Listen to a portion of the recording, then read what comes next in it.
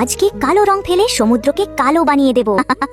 এটা কি হলো? কি কালো রং ফালালো? টমি, তুই ফালিয়েছিস? দাঁড়া, আমি আসছি। ওরে বাবারে, জলপরীর ওপরে পড়েছে। তাড়াতাড়ি করে পালাই। ওরে বাবারে, ধরতে আসলো। তাড়াতাড়ি পলাই। দুষ্টু টমিটা কি করেছে? আমাকে কালো বানিয়ে দিল।